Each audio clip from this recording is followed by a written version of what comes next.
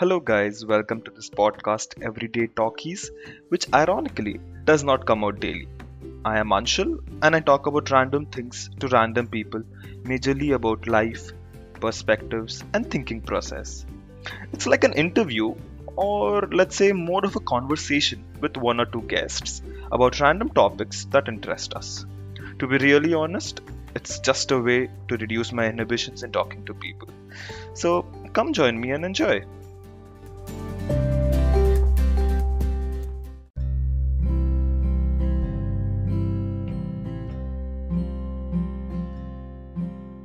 Today, I have my cousin as the guest for this podcast.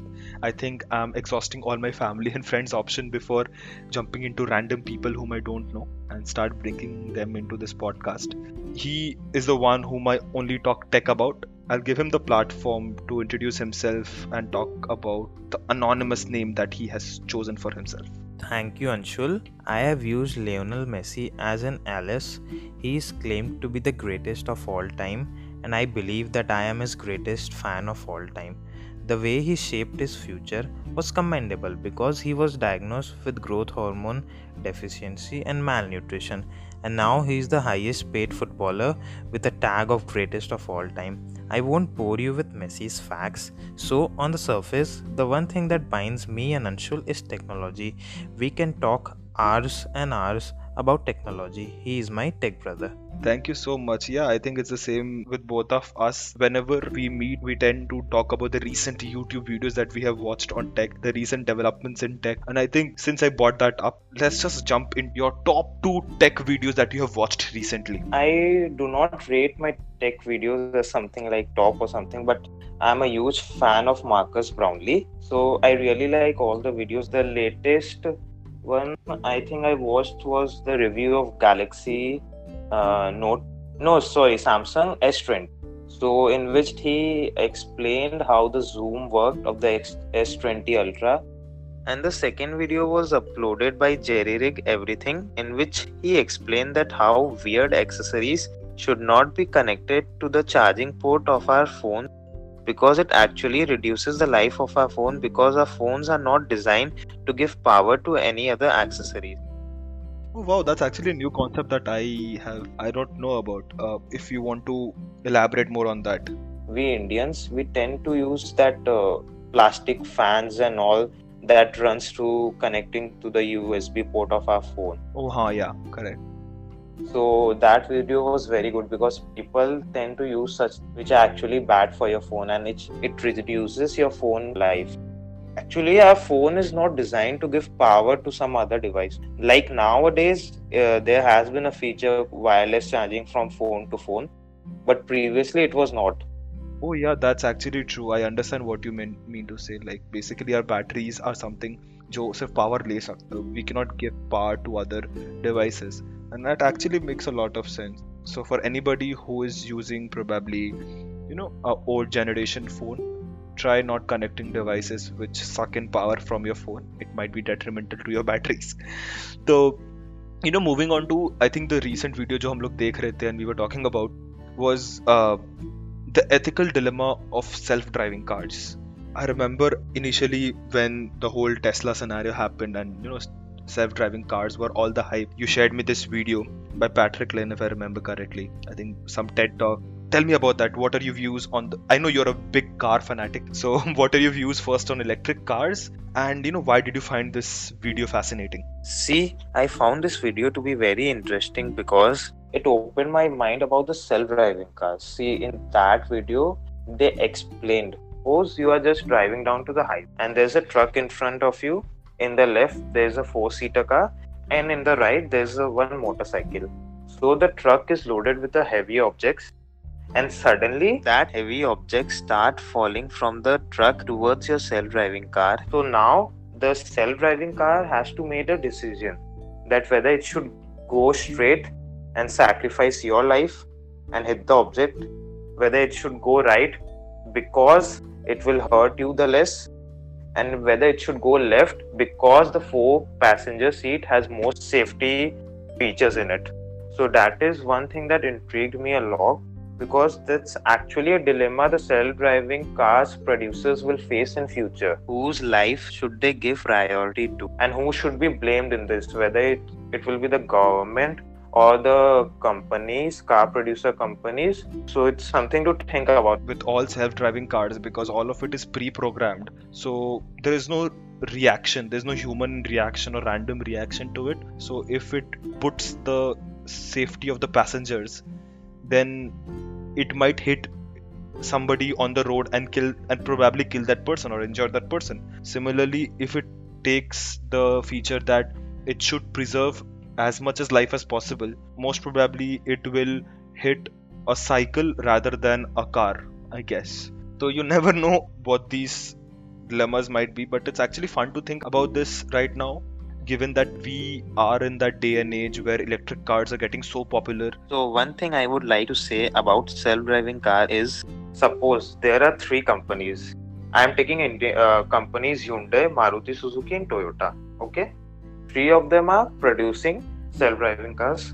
Now suppose in this dilemma, Hyundai puts in front the safety of my life because I am buying from them. So in their pre-programmed car, I'll go and hit the motorcycle because it saves me and not the one on the motorcycle. This is also one very big dilemma, that how customers will buy self-driving cars over one company, because Toyota might manufacture a car that goes and hit to the object. Basically, it will save more lives rather than the passenger. Yes.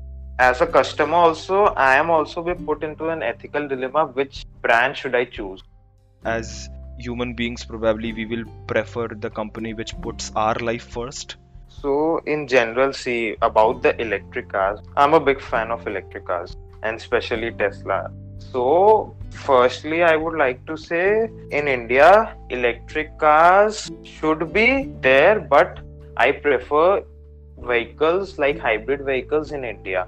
There's a reason behind it. The primary reason is that in India, electricity is produced in the factories, which actually harms the environment, and these factories are located near the rural areas.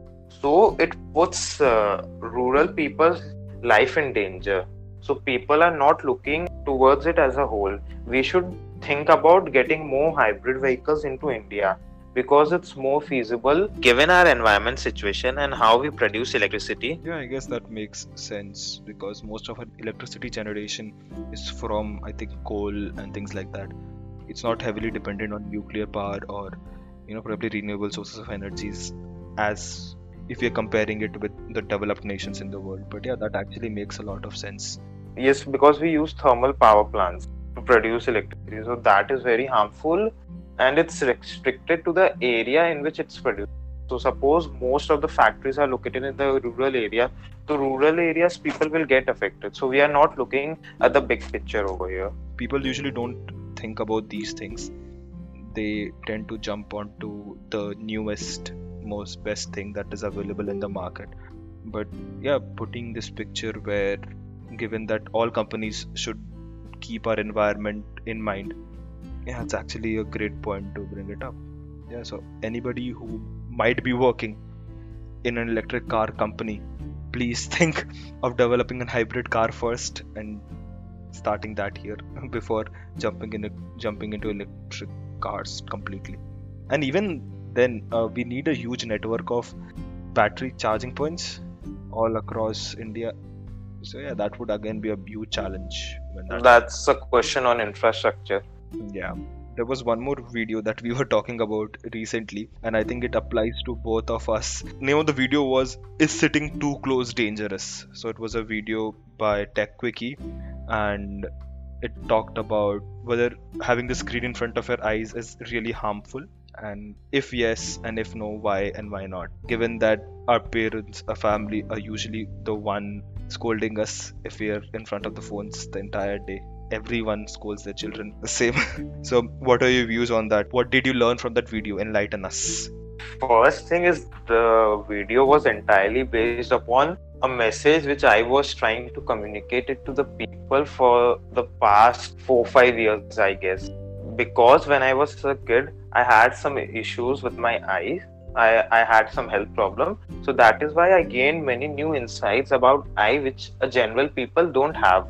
See, in that video, the guy explained how sitting too close in front of a phone is not harmful for us. So the first point over here comes is when you are focusing for long, whether it's a phone or a book, your eyes tend to pain more than usual because you are focusing on one thing for quite a long time. So there's this muscle if I am not wrong, in our eye, ciliary muscles. They tend to contract in our eyes, so it makes our eyes pain. So the solution to this is we need to blink more than regular when we are focusing on something. Like this thing happened with me also. One of my friend, he was playing PUBG and he was facing the very same issue. He told me that he is facing some problems and his eyes are paining. So I gave him this solution, and I think after 2 days he reverted that whatever you said was the best solution I ever had. Actually, it helped him. Could you please elaborate on the solution? Yeah, the solution is that if you are focusing on a phone for too long or a book, you need to blink your eyes more than regular, or that's the exercise you can do while you are focusing on a phone or a book. Yeah, I guess probably because the eyes get dried too much. It's more easy to understand in this way. Suppose you are going to a gym right now. So today is your leg day. So if you are performing leg exercise, your leg tends to hurt the very next day. So with the eyes, same things happen. But only there is one catch, that your eyes muscle do not get stronger. So there's this one catch. So only thing to prevent the pain is you need to blink more. So anybody, if your parents complain that your eyes will get damaged by sitting too close to the screen, tell them that you have gained a new tip on keeping your eyes healthy and being more responsible. But yeah, there's a caveat to all of this. This is not applicable to, let's say, small children and early teens, because your eyes are still in a developing age, and being in front of your mobile phones and screens for too long can really damage it. So be responsible in that way. And one thing is, we should avoid using our phone during the night when all the lights are put off. We should really avoid that. So when we are talking about phones and sitting close to it or whatever that is, I think one of the major common topics that we always talk about is what is the latest phone in the market and its features and things like that. So we always have discussions, debates, and comparisons on which phone do we think is the best in the market right now. So before jumping into the discussion completely, let me ask you this: what would you rate as your top 3 phones right now? So top 3 phones. So the number 1 would be Samsung Galaxy Note 9. The second would be Samsung Galaxy S8 Plus. And the third phone would be OnePlus 5T. I know there's a question in your mind that these are not very latest or new phones right now, but I have an answer to that. So the thing is, see, nowadays the phone manufacturing companies, they are manufacturing phones screen from edge to edge, like it's completely display in the front, and they are using technologies like water teardrop notch, punch hole camera, and many others, pop-up camera, etc. So which I am really not a fan of. That really irritates me a lot if I am using a phone. Like one of my colleague, he has Samsung Galaxy Note 10. So I was using his phone, and that punch hole camera was really accentuating on the phone, and it was really difficult to work on that phone. And it's really tough to avoid such things. So I'm really not a fan of the technology moving right now. That is one of the primary reason. Actually, I would say that's the main reason, because first thing I like about the phone is the design and all in the front. I need the design to be perfect so that it doesn't bothers me when I use the phone. People look at the phone, and I think the design and the aesthetics, that is, I think, the first thing that they see, and that is should affect them a lot. So I guess I understand why you might have chosen these things. But we see top Samsung phones in your top 3, and then suddenly a OnePlus 5T. Why OnePlus all of a sudden? OnePlus 5T because It was the last phone made by OnePlus which didn't have any notch. The one thing that makes OnePlus phone so appealing to me is the speed, because on top of Android they use Oxygen OS, which reduces the animations on the phone and makes it super fast to use. And plus it gives a stock Android feel too. And I really like the design of the OnePlus 5T. So, okay, let me elaborate on this. So we already know that you put the design of the phone, at the topmost priority when you're choosing a phone. So what is the next best thing that you look at? Speed. It should work really fast. And what would be the next thing that you would put in your priority list? Next would be the display. The phone's display should be like color to color, should be a high contrast phone, and the screen should be amazing, like one of Samsung's any phone. I like the display of Samsung. Even I am biased towards Samsung phones in respect to their display, given that they're really smooth and they're so awesome to use. I don't know why. They make panels for other phones as well, but I think their panels, what they use on their phones, are really top of the line. No doubt in that, no doubt. And whenever I ask this question to people, what is the one thing that you really like about mobile phones, I think one of the top answers would be, cameras. So aren't you like too camera focused, or is that something that does not really affect you when you're choosing a phone? It really doesn't affect me. I'm really not into photography and all, and neither I'm interested in selfies or etc. But people tend to be biased about phones when it comes to camera. They are like, Apple has the best camera ever. It is so awesome, like that. But I'm not a camera fan, and I'm obvious no hatred towards Apple users, but I am not an Apple fan also. I think that is why we bond really well. We are both Apple haters. Yes, exactly. We might get a lot of haters because this is going on the internet, but let's just pass through this one. Both of us are not really into the Apple ecosystem, and we don't really like Apple that much. But what would you say is the best Apple product, given there are so many things, and I know we are a bit biased against Apple, so but what is your favorite among them? I would say iWatch, because I really like, again, the design of the iWatch, and the functionality of the iWatch is really good, and it works really well. Like, it has many features. Yeah, I think there is nothing comparable to that in the market. So moving on from this whole Apple bashing or Apple loving. Yeah, we should not talk much about this. Yeah. But I think I just to say that it's not just pure bias. It's just that from what we understand, think it is not too much worth the money that you're spending. It is a bit overpriced. Nobody hates its features, but it is overpriced. It cannot be repaired easily by your own. And we both are the ones who probably prefer tinkering with our technology on our own and customizing it with features that we like. And Apple is something which really hinders you in that aspect. Moving on from mobile phones, we know that pandemic has swept us. We are in a lockdown, seated at home, apparently doing nothing. So how are you passing the time? What is the content that you have recently watched or read? I am a person who does binge watch a lot. Or rather, you can say I used to binge watch a lot. But over the past 2 years, it has reduced significantly. Now, during this lockdown, as I was surfing through LinkedIn, I saw many posts that persons should read. So it really got me going that I should give it a try. Because, I was really not fond of I should take a book and I should start reading. I was really not into that. The first book I started was Rich Dad and Poor Dad in this lockdown. And the way the author describes everything about how he actually had two dads, a rich dad and a poor dad. The rich dad was one connected to his friend, like he was his friend's father. I think his rich dad studied till class 8, and his poor dad was PhD from some renowned institution, and he was working in a government job.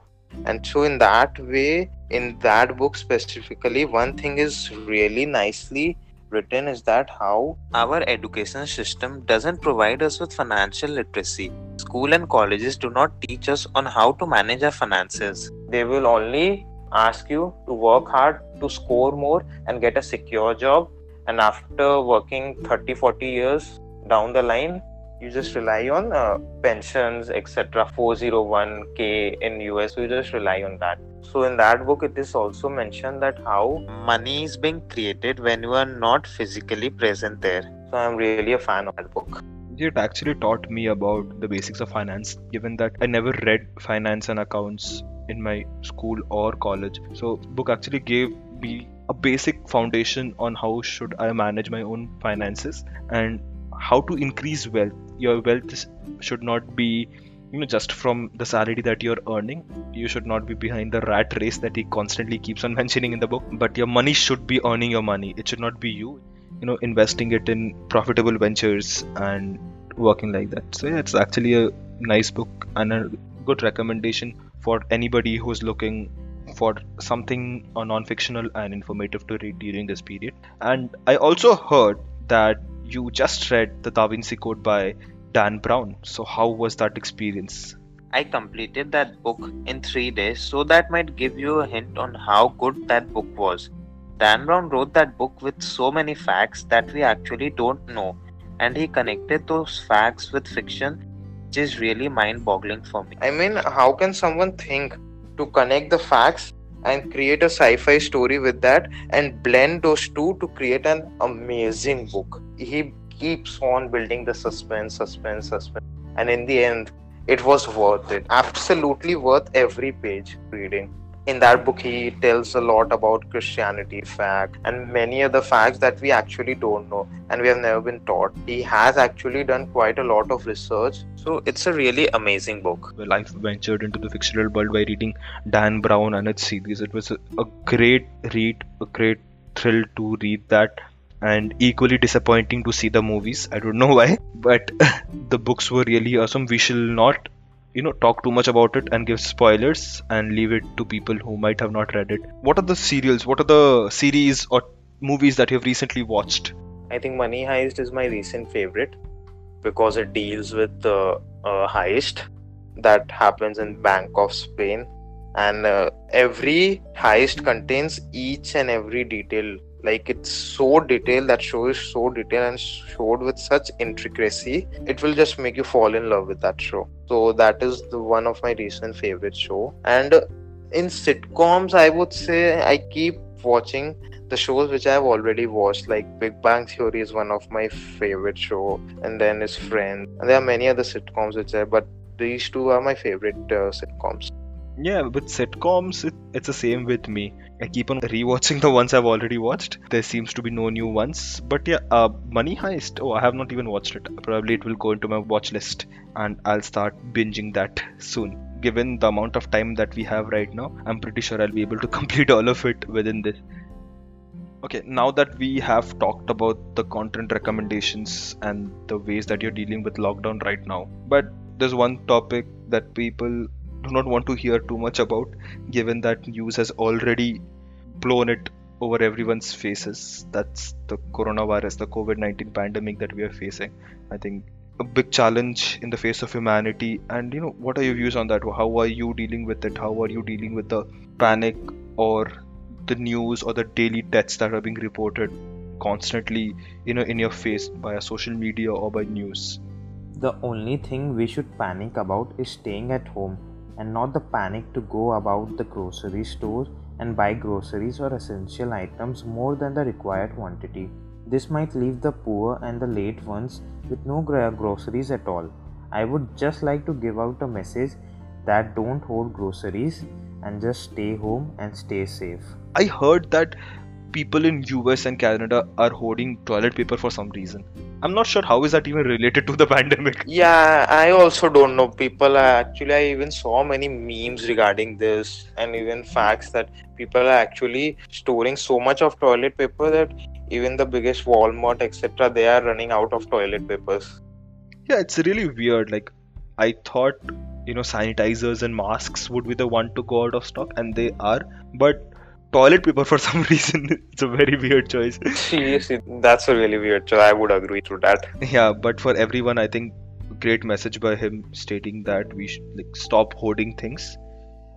Essential shops are open all days, Even my family, who is currently in a wholesale business for essential items, they are open on a daily basis and providing help to anyone who is in need. So I think it would be great if we could act sensibly and behave humanly as possible, not get too much into news and fake news and WhatsApp forwards.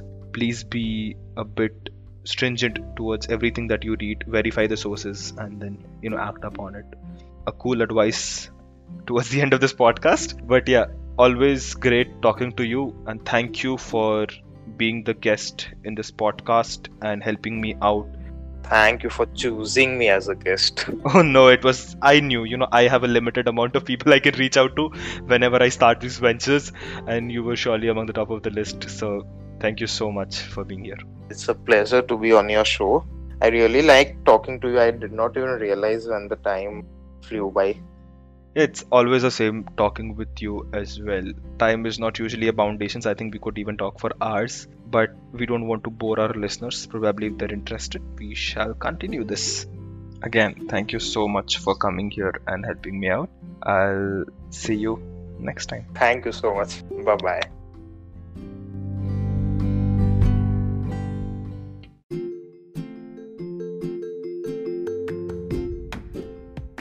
Thank you to all the listeners. I'll catch up with you again soon with someone new and lots of interesting discussions. So, bye.